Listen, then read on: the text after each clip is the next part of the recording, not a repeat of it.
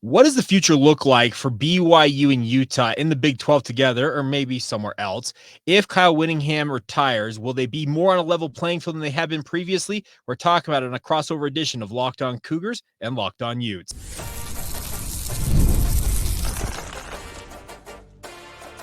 You are Locked On Utes, your daily podcast on the Utah Utes. Part of the Locked On Podcast Network, your team every day. What's up, everybody? Welcome into Locked On Cougars with a crossover edition with Locked On Utes. That's JT Wistricll. I'm Jay Katz, your resident BYU insider. Thank you for making Locked On Cougars and Locked On Utes your first listen of the day. Appreciate all of you who we like to call everydayers right here on the Locked On Podcast Network. Today's show is brought to you by our friends over at FanDuel. Now, FanDuel is here for you guys all summer long, giving you a booster bonus every single day. That's right. There's something for everybody every day, all summer long. Visit FanDuel.com/locked on to get started today. All right, JT Wistricll joining the program for a crossover edition. JT, let's start here. A lot of rumors involving Kyle Whittingham and his future with the Utah football program. Not that long ago, we got the official word that the coach in waiting clause is back in Morgan Scalley's contract. Give me a sense. What do you think the timeline is here for that transition to take place up at the U? Always great to be with you, Jake. And I got to be honest, I really believe this is Kyle Whittingham's last year at Utah. And he hasn't come out and said that, but there's just so many puzzle pieces I feel like that are starting to get put together. He said he wouldn't coach past 65. He'll turn 65 in November. What else is it's a natural exit point? Cam Rising, who he's spoken so glowingly of, leader of this program. And it's not just Cam, right? It's Brant Keithy. It's Junior Tafuna. It's all these guys who have been with this Utah program since 2021. It's just like Utah this year. They were a preseason favorite to win the Big 12. Next year, they'll be far from that. It's a retooling kind of year for Utah. So does Kyle Whittingham want to be part of that when he's openly talking about retirement? I do believe there's something to be said too for someone like Kyle Whittingham, who likes to keep his cards close to the vest, being willing to go on Jim's Rome show and go, I'm day to day, and go out there and then talk about how, in Vegas, like, oh, I won't be here in 2027. When you're talking like that, I feel like there's a lot of smoke on this fire about his, just this genuinely being his last dance. And I really believe it is going to be. And he's now helped Utah make the Big 12 transition, which I do think was a big thing, just having that, and helping Utah enter their new conference, which he will have done after this season. Now, speaking from the BYU perspective, I know that most Cougar fans out there, he's been a thorn in the side of BYU fans forever because he's been so consistent and so good up at the U. If it is his final year at Utah this year, I think there will be Cougar fans that will celebrate. There'll be other Cougar fans who are like, oh, wish him the best and happy trails on you go, because he is a BYU alumnus. We all know that. But the bigger thing, I think, JT, and I'll get your thought on this, is Kyle Whittingham steps down. I think that BYU is benefiting from their leap up to the Big 12 conference, especially when it comes to the recruiting side of things. But Utah has had a very decided advantage on BYU for years, especially recruiting in state. I think if Kyle Whittingham steps down, that's going to give a little more juice to BYU on the recruiting front. I'm not saying it's going to be 50-50 right down the middle. They'll kind of split the guys in this state. But I think Kyle stepping aside, even with Morgan being as consistent as he is at the U, I still think it'll give a shot in the arm to BYU recruiting-wise. What's your thought? It's a great point. I mean, hey, BYU's already doing well recruiting. Top player in the state, safety out of Bountiful, is already committed to go to you guys, right? You talk about Falatau Satuala, this past recruit? Yes. Yeah, exactly. So you guys already have the top recruit in the state, right? It feels like it's been a few years since that's been the case. That's where already just to jump up to the Big 12 has been able to help enhance recruiting from that standpoint. But you had hinted at, I think Morgan Scalley is the right choice. I think he's a good choice. And I think that Utah, I expect this transition to be more akin to Urban Meyer to Ryan Day, even though I know not people in Ohio State don't love Ryan Day. He's done a really good job up there. But then I can't recall, maybe like what Tennessee went through, right? There was a point at Tennessee way back when they were the gold standard in college football. They're clearly not that anymore, even if Josh Heupel's done fine there recently, and they had the one really good season a couple years ago. But with Morgan Scalley, I think it's going to go well, but there will be that step back a little bit because Kyle Whittingham at the helm of Utah is proven. And as much as I think Morgan Scalley will be a good head coach, he's not proven. So there's going to be that question of, hey, can you keep the culture the same? Will things stay the same, like just managing everyone's roles? Can you do that? I think you can. but he's got to go out there and prove it too. So I think that, as well as just as you mentioned, the Big 12, BYU's acclimation process to there as well, will put them more on even footing. I mean, Kalani Sitake, assuming he is the coach for the next several years, like he obviously has that experience factor on Morgan Scalley. So I definitely think, even if Kyle was staying, I think we're going to continue to see the recruiting slowly but surely even out in the state, because BYU is getting on this Big 12 level. And even though Utah's done really well, recruiting ranking wise, Utah's never dominated. You look at, yes, they've had a couple of years where they've been inside the top 25, but for the most part, that they've been a developmental school. It's not like they light up the recruiting rankings. So I do think we're going to see BYU continue to even out the recruiting rankings. And I think it's going to be really interesting to see how Morgan Scalley settles in as the next head coach of Utah, whenever it happens.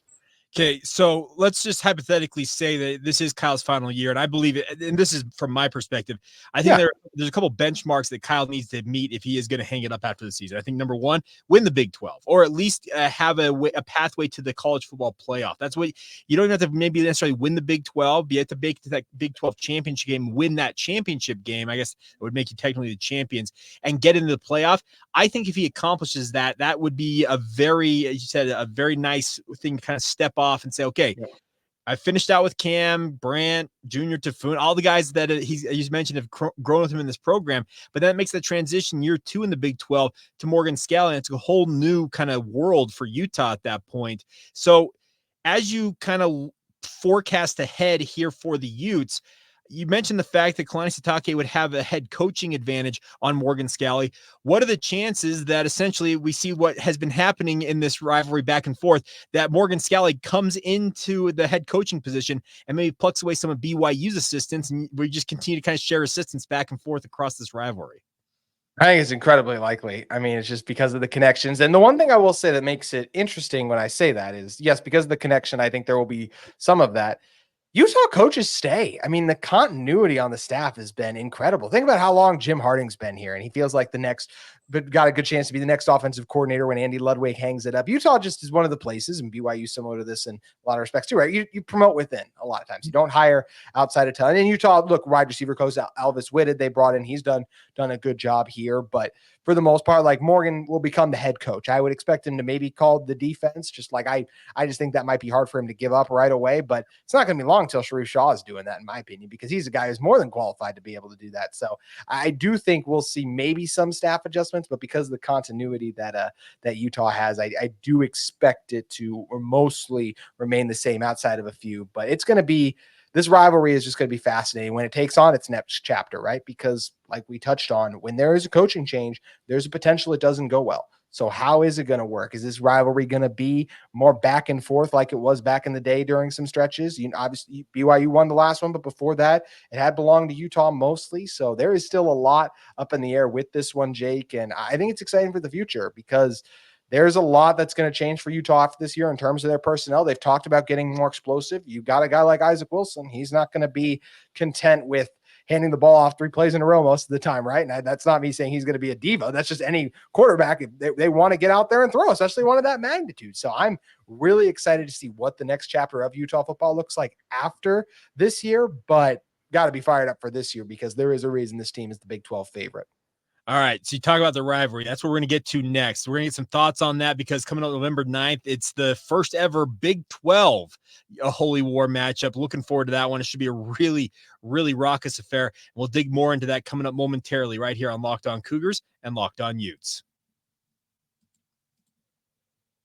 Today's show is brought to you by our friends over at FanDuel. Now, FanDuel is here for you guys no matter what you're into when it comes to your sports. All summer long, it seems like things can drag a little bit, but FanDuel's here for you guys. You want to put an over-under on the amount of wins that either the Utes or the Cougars are going to have this fall in football. You think maybe BYU basketball can make a run at the national title under Kevin Young. You think that Craig Smith is going to surpass expectations with the running Utes. All of it is available to you guys with our friends over at FanDuel. And all summer long, they're hooking up all customers with a booster bonus daily. That's right. There's something for everybody every day, all summer long. So head over to FanDuel.com and start making the most out of your summer right now. That's FanDuel.com to have some fun with our friends over at FanDuel. It's, of course, courtesy of your friends over at FanDuel. Once again, official sports betting partner of Major League Baseball. Thank you once again for making Locked On Cougars your first listen of the day. Appreciate all of you for being with us. Want to remind you guys that Locked On Sports Today is here for you guys every single day, covering all the top sports stories of the day without all the shouting going on Fox Sports or ESPN. If you're having to turn on your volume when you're watching those other networks, make the switch today to Locked On Sports Today. It's available wherever you get your podcasts. It's also available on YouTube and the Amazon Free Fire TV Channels app. It's all part of the Locked On Podcast Network, your team every day. All right, continuing on here with JT and a crossover edition with Locked On Utes and Locked On Cougars. And JT, I think I speak for both of us and both of our respective fan bases when looking at November 9th. We're very excited for this to go down. The first time in well over a decade that the Utes and Cougars, the Holy War will have stakes on it, meaning there's Big 12 implications on that game. As we sit here in late July, looking ahead to early November, how are you feeling right now? You mentioned just a bit ago that BYU does have the win streak, if you want to call it that. It's just a one-game win streak, but they haven't lost in 1,700 days or something like that to the Utes, which is crazy to consider. Good counting. There you go. Keep track of it. Well, there's a Twitter account I see that pops up on my timeline from time to time. It's somewhere, it might be almost to 1,800 days. That shows you how little these programs have played of late. But I'm looking forward to this. The fact that this is back together and these two programs are going to be facing off. I know that there are fans out there who say that this rivalry needs to go away. Folks, you need it more than ever, it feels like. College sports is fantastic because of rivalries. The passion, just everything around it is so electric. I think that's why we wanted this played on rivalry weekend, because we thought it belonged there. By the way, I'm not surprised that I didn't see the win streak, because my X algorithm doesn't exactly show me those kind of things that pop up. I try to avoid the bad memory of thinking about how long it's been like that, because that was my very first time I went to a Utah BYU game, and I got to see BYU smack Utah pretty good in that one. But I do think that, well, first of all, just having this rivalry back is the best. Like the back and forth between the fan bases. Yes, at times it goes over the top and gets toxic, but this is what's fun, is we are so close to each other. So you see Utah BYU fans all the time in public. Like, who do you support with? It's such a big battle in the state, something that brings us together, even though it divides us in terms of teams, but the entire state comes together to watch this game. It's something I'm incredibly excited for. And I got to believe these players are excited for too, because that 2021 team, they did lose to BYU. Now, I wonder if Cam Rising had started early on, would that game have been different? But maybe this team have to learn and come together. That's still a fair point too. So I got to imagine those players. I mean, Cam's openly said he wants this shot at BYU because he hasn't been able to. It's kind of the lone thing that, look at his resume. It's impeccable for a Utah quarterback, being back-to-back Pac-12 champs and some of the all-time numbers. He's been able to rise up the ranks because of what he's done, but doesn't have a win over BYU. And he made his feelings on BYU pretty clear at media day too, Jake. Hey, when you go down there, by the way, I will forever thank Cam Rising for saying, I want to go down there and whoop their ass. Come on. That is absolute gold. And the best part about it is there's people fighting like, well, Cam, you're playing in Salt Lake City. Okay, regardless. Yeah.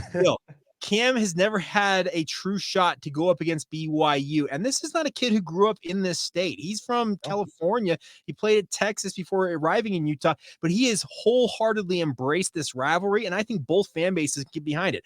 I have Connor Pay on my podcast throughout the season, and he joined me last week to react to what Cam said. I said, I absolutely love it. That's exactly what I want to hear from him. This is a rivalry that is unlike many in the entire country. And I think that now that this rivalry is going to be part of the Big 12 rotation, I think it's the premier rivalry in the Big 12 period. I think with that sitting there, you're only going to see this get that much more national attention, and it should raise the stakes on it even more.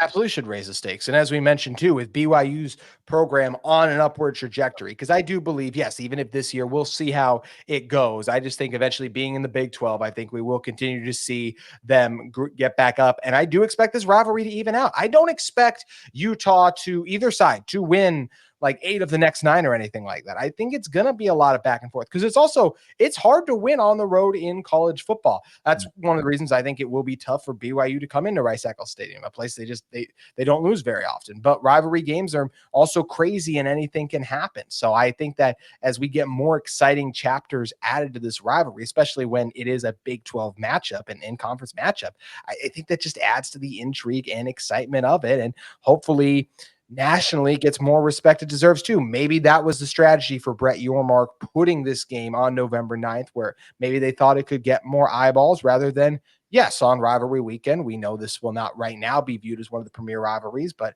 hopefully eventually this could be one of the rivalries that you close out rivalry weekend with late at night, a little Big 12 after dark to shout out the Pac-12 at the days like that, because I do think anytime these teams match up, because of that passion that exists on both sidelines, it makes for an electric atmosphere every time. Well, and that's the other thing about this is a rivalry that it literally affects families in this state, because you have those house divided banners that seem to pop up all over us. It's legitimate in the state. You'll have a dad who attended Utah and a mom who attended BYU, and their kids have split loyalties depending on which parent they want to go. That's what I love about this. And I know that it has gotten toxic at times. I will acknowledge that, especially when we have such toxic discourse on social media platforms in this day and age across all spectrums. But the bigger point to be made here is, I think that with this being a part of the Big 12, it having stakes once again on the conference, and in case this year for BYU, I'll just say straight up, BYU has a chance to play spoiler for Utah this year. That's got to be what BYU is kind of looking at in this rivalry matchup. I think the Cougars, the goal this year, get to 6-6, show improvement, get to a bowl this year, and continue to build that way. Whereas Utah, they're carrying a massive target on their back, not just BYU. Everybody else in the conference wants to knock these guys off. So BYU's whole mentality coming into this is, we're going to play spoiler for Utah and we're going to knock them down a peg. Whereas Utah's like, okay, we just got to endure this, kind of make our way through it and just go game by game. Do you have any other mindset other than that for the Utes? I think you're absolutely right for Utah. I mean, this number one, yes, you get the chance to beat and play your rivalry, but if it wasn't for the rivalry implications, we wouldn't talk about this game just because of the difference in the standings between the team. We'd probably view this one more to, like, obviously Utah and Arizona State right now. It's not one that gets talked about as much, but one of the biggest things we say when it comes to Utah and BYU is it's a rivalry game. Just like last year, the Iron Bowl, we thought like, hey, Auburn doesn't have a shot just because it's the Iron Bowl. We'll see what happens. And it took an absolute Hail Mary and insane play for Alabama to barely be able to squeak that game out. So, it should be a game that Utah takes control of because, simply put, they are better. That's why they were picked as the preseason favorite. Every major college football outlet will have Utah ranked above BYU. But that doesn't mean anything when these two teams do square off on November 9th. That motivation for BYU is going to be there, especially if Utah is the one getting all the headlines at that point. And man, the opportunity to, even like as someone who, yes, BYU would be spoiling Utah stuff, but like just when I put myself in the mindset of like, I got a chance to spoil something special for my rival, that's all the motivation I need. I've often wondered and said before, Jake, like, obviously there's nothing like getting a win at home. But when you can go into like your rival's house and silence that crowd, I mean, that's a powerful feeling, especially with what will be on the line for Utah. That's what I think is going to make that game so exciting, because Utah should be in the thick of the Big 12 title race. And I think they should make the Big 12 title and win it, obviously. But if you have a game where BYU is able to beat you, that cracks the door open for someone else to pop in. And I think that's what's going to make this one exciting, is the implication should be high when they match up on November 9th. Yeah, no doubt about it. I'm looking forward to it. The whole thing is, I grew up with this rivalry in my life, and it had conference implications most of my life until 2011. So the fact that that's now back on the table, I'm on board. I'm excited for it. And there are going to be different motivations for both programs, but I'm going to quote our good friends over the Solid Verbal podcast. I listen to Ty and Dan all the time, and they have a very good saying: when rivals get together, toss those records out the window, because it's a different thing. All right. Speaking of the Big 12, JT, what is the Big 12 going to look like in maybe a year, 2, maybe 5 years time? We're going to try and make sense of that as we wrap up this edition, the crossover edition of Locked On Utes and Locked On Cougars, in just a moment.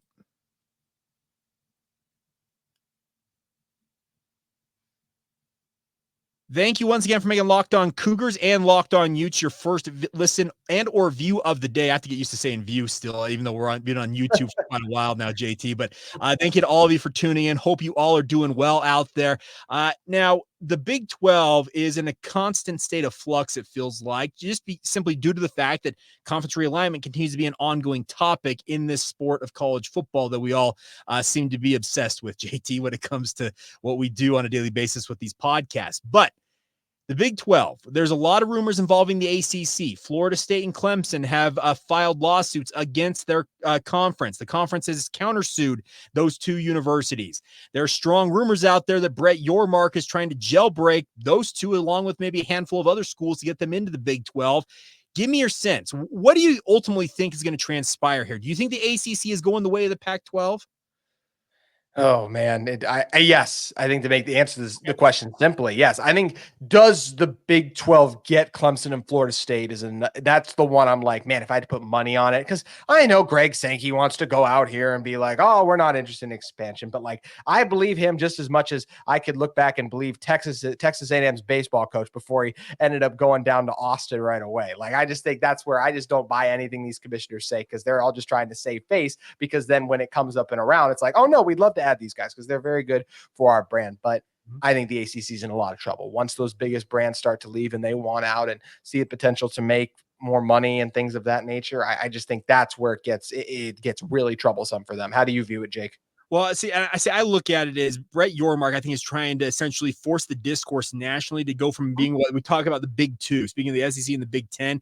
He wants to make it the Big Three. And his way of doing that is maybe, he does take that private equity investment from that. I remember what the name of the private equity firm is that's based in Luxembourg. He brings that money in, and then essentially he tells Florida State and Clemson, and you can insert Pitt, Miami, Louisville, whatever other teams you think that the ACC you should pick up from the ACC for a Big 12 stand. Then you use that money to jailbreak them and get them into the conference and essentially force the discourse to be okay. Yes, it's the SEC. Yes, it's the Big 10. But guess what? This Big 12, they've got so many schools. They got so many just nationwide. They're a conference that goes from coast to coast.